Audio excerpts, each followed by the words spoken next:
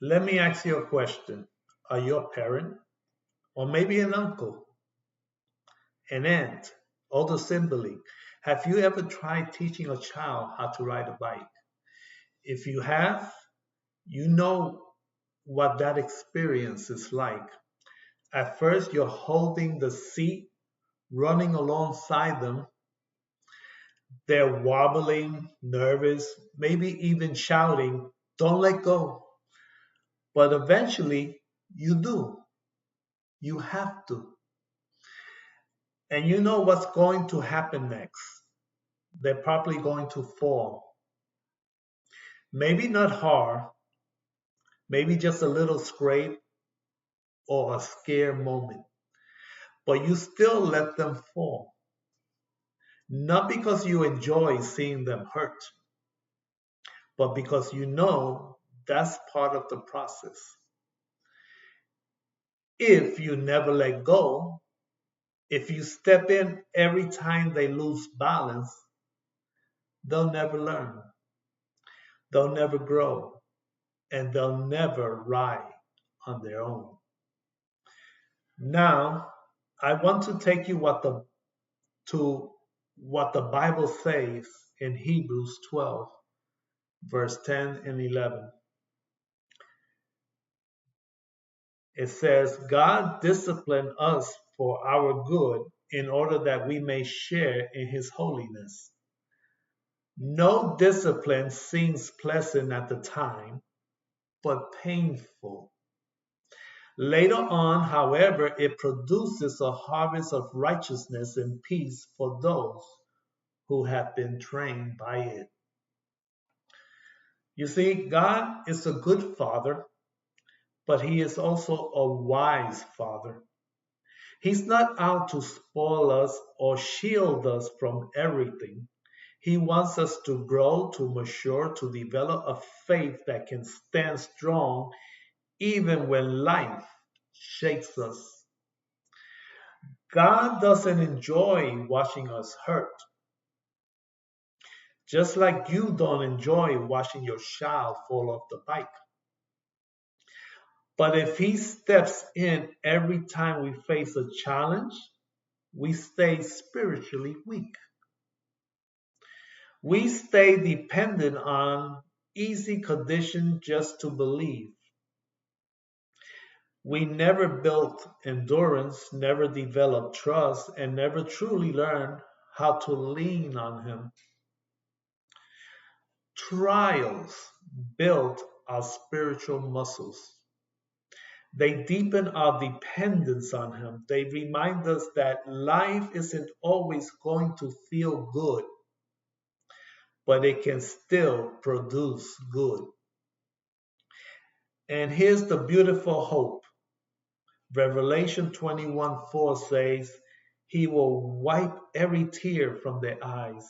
There will be no more death or mourning or crying or pain, for the old order of things has passed away. So yes, we might fall now. We might get bruised, confused, or even wonder if God sees us.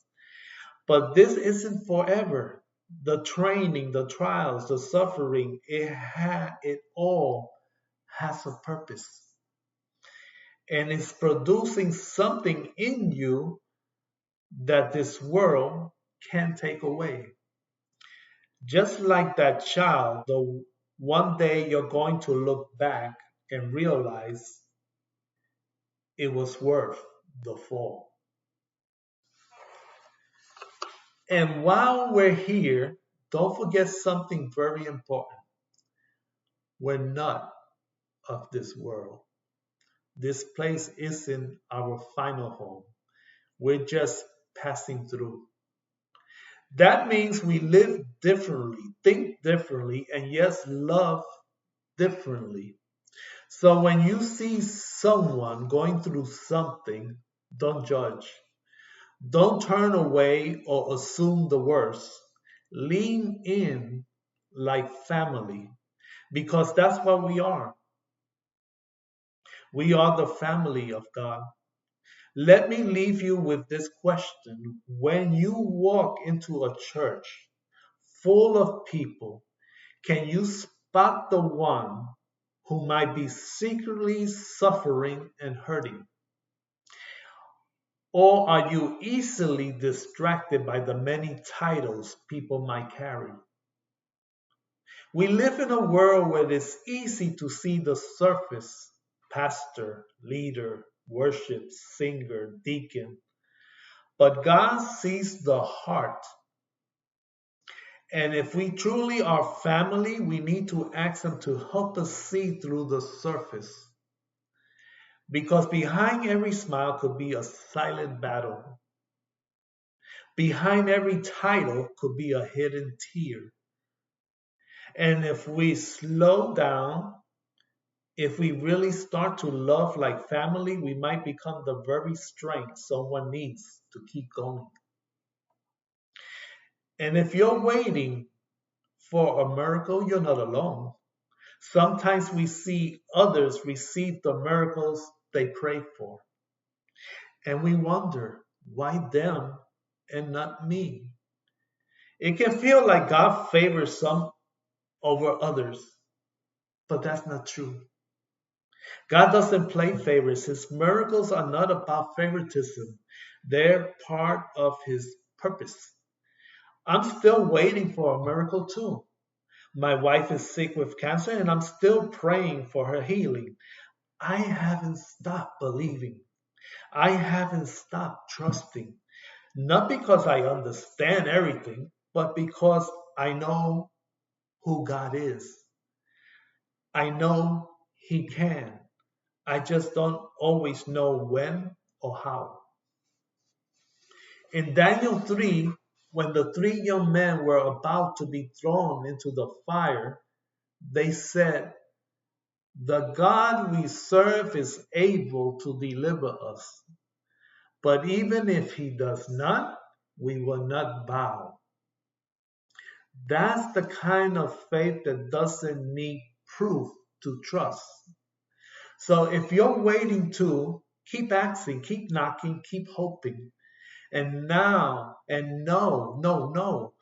this, just because it hasn't happened yet, doesn't mean God isn't working. It might just mean the story isn't over. Keep believing, keep walking, keep loving like family, because even the falls, all the falls have purpose. And the end will be worth it.